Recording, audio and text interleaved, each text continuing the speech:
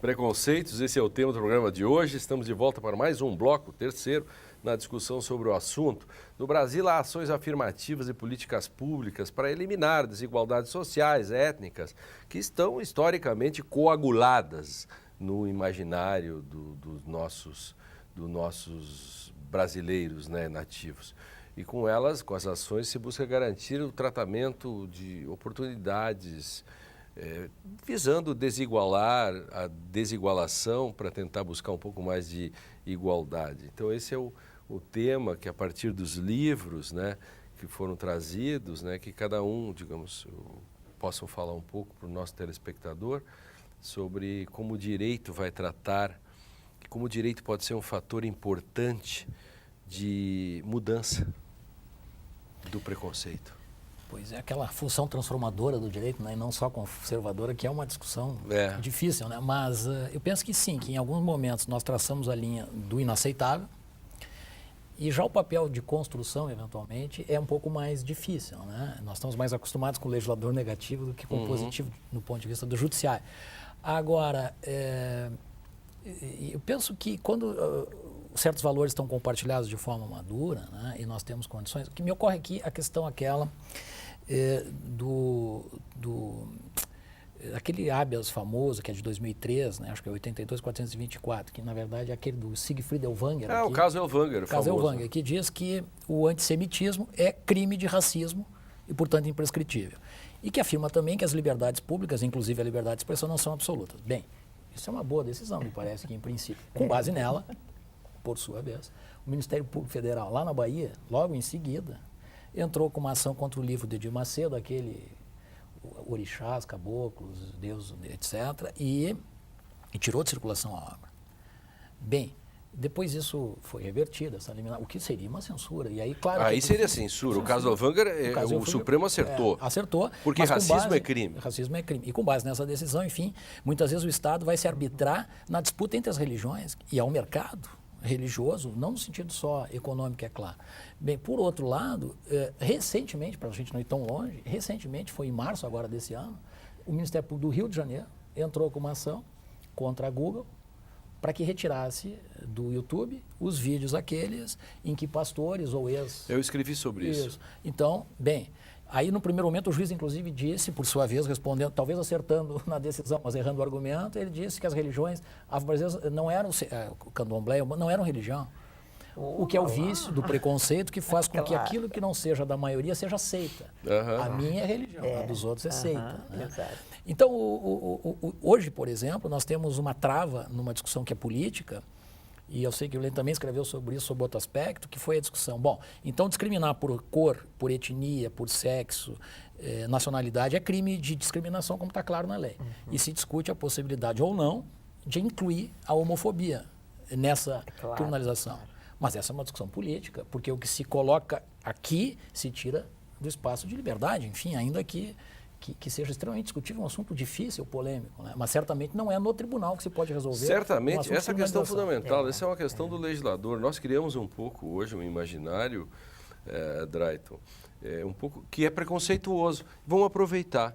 Essa questão de achar que o judiciário pode decidir melhor do que o parlamento, não é preconceituoso? Engraçado, às vezes, para querer eliminar o preconceito, você se torna preconceituoso porque você não acredita que o parlamento possa resolver um problema sobre preconceito e, preconceituosamente, você acha que 11 ministros têm mais condições de decidir sobre isso do que o povo.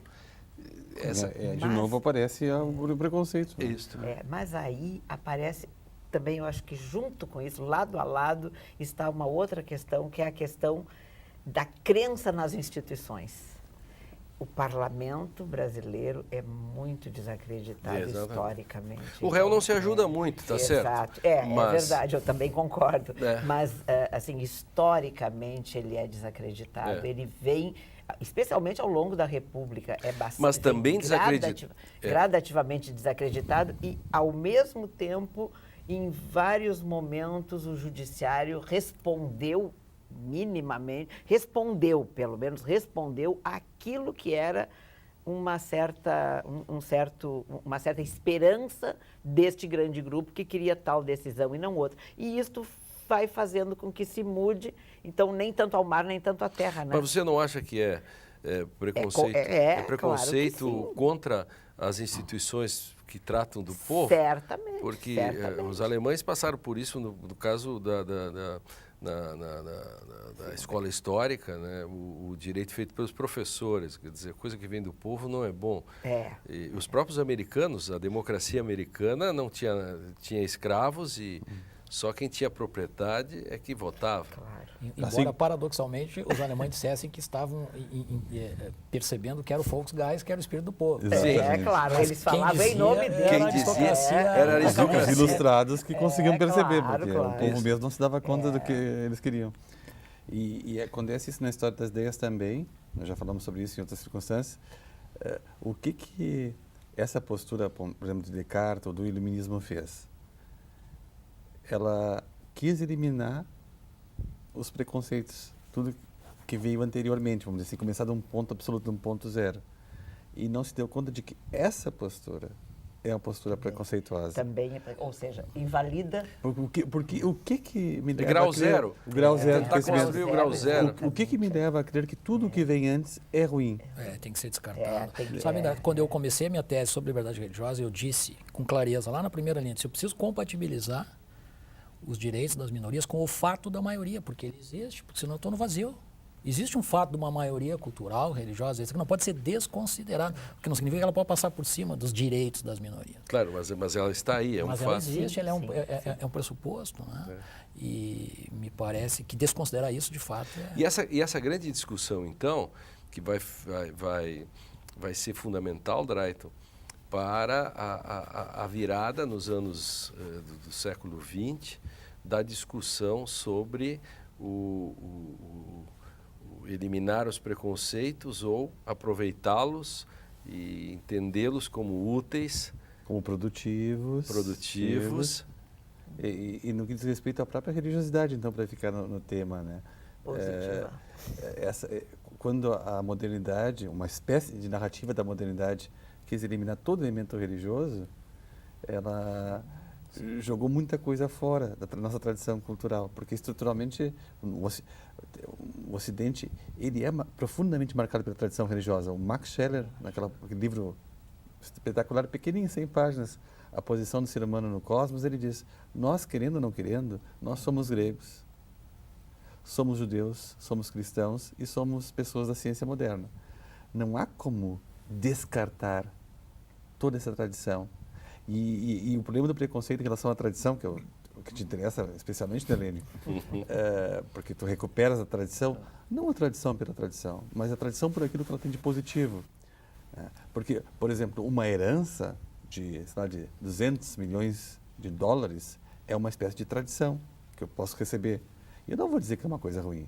Então, uma tradição ela vai ser ruim por ser uma má tradição, mas não pelo fato de ser tradição. Só por isso ela não é ruim. E além disso, ela é condição de possibilidade, porque para eu poder falar sobre algo, esse algo não se constrói em grau zero a cada momento. Não. Eu não tenho mais consciência do ato do meu nascimento, certas coisas que aconteceram na minha infância. Isso é condição de possibilidade para eu existir. E se eu quiser colocar tudo em xeque agora, o que passou na minha vida, eu não vou ter mais tempo para viver. Claro. E no direito, né, Lênin, me parece que talvez positivamente sobre certos aspectos nós trabalhamos, por exemplo, com presunções, que não é propriamente um preconceito, embora ela se estruture a priori, e claro que desde que com os devidos temperamentos elas, por exemplo, na Lei Maria da Penha, que é uma lei antidiscriminatória que não deixa de ser uma política afirmativa, que é do que nós falávamos aqui. A Lei Maria da Penha, nós desenvolvemos uma jurisprudência que não deixa de ser uma presunção de que, em igualdade de condições de temperatura e pressão, a palavra da vítima, neste caso de um crime doméstico que não tem testemunhas, desde que um certo contexto probatório vale mais que a do réu. Bem, é claro que isso não pode ser absoluto, porque tem casos e casos. Eu, semana passada, peguei um caso em que o próprio procurador de justiça pedia absolvição contra o recurso do promotor, porque a vítima, nesse caso, era o dobro do tamanho do réu. E era visualmente, nós vemos na audiência. Aí o senhor fato atropelava a presunção. E ele disse, eu cheguei em casa, estava lavando a louça, juro para vocês, estava lavando a louça, e ela se botou de vassoura em mim por ciúmes.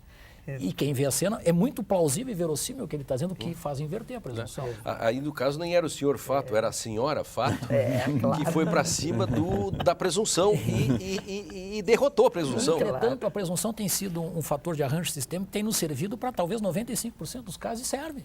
Claro, por exemplo, o próprio Supremo acabou decidindo, nesse caso dessa ação Presunção. afirmativa, e consideramos a lei afirmativa, no sentido de que a mulher não pode retirar depois, fez uma interpretação conforme, né?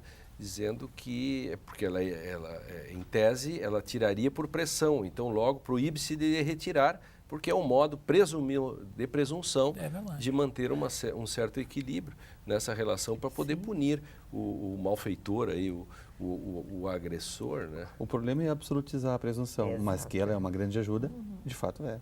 Claro, porque Tem que partir de alguma Partir de coisa. alguma por isso, coisa. por isso que a presunção da inocência, por exemplo, ou até a presunção nesse caso, ela é um padrão, portanto um princípio, é um modo prático, é como o mundo prático acaba penetrando no direito. Quer dizer, é um padrão de conduta que dentro de que uma comunidade política estabelece, ou seja, você é inocente até prova em contrário. Isso serve sempre. Você não tem coisas que você não pode relativizar nesse caso, né? Então isso me parece fundamental nessa discussão de uma sociedade principalmente complexa como a nossa, né? Em que cada vez mais nós falamos em políticas afirmativas no cotidiano, hoje com cotas, por exemplo. Como vocês veem as cotas dentro da questão preconceitos? Eu vejo positivamente, eu sou a favor das cotas. Eu vejo... Eu penso que nenhum de nós é contra as eu cotas. acho Talvez que não, seja o modo como se coloca a questão na sua operacionalidade e nos limites ou nas... Talvez haja uma discussão aqui que seja mais filosófica, que no fundo isso deve arranhar e irritar todo o processo de discussão, que é filosoficamente quem tem mais mérito, né? que talvez resvale para a própria questão da virtude, mas é importante também recuperar a ideia de política pública, que portanto é transitória, que precisa ser medida, Exatamente. que precisa ser verificada, que não é um dogma em si. Claro, eu só quero recuperar a história. Eu recupero só a uma história espécie de na ajuste. minha parte, digamos assim, de concordância com as cotas, eu recupero a história. E aí eu acho que nós juntamos as coisas, todos nós, né, nesse sentido. Né? A questão filosófica vem no próximo bloco, que o Drayton vai entrar para responder ao Jaime sobre essa questão, sobre a irritação do sistema, e para saber como que a filosofia vê isso sobre a meritocracia versus a questão da política. Vamos agora para um rápido intervalo. No último bloco do programa, a gente continua falando sobre preconceito e seus desdobramentos. Não perca, não saia daí, já voltamos.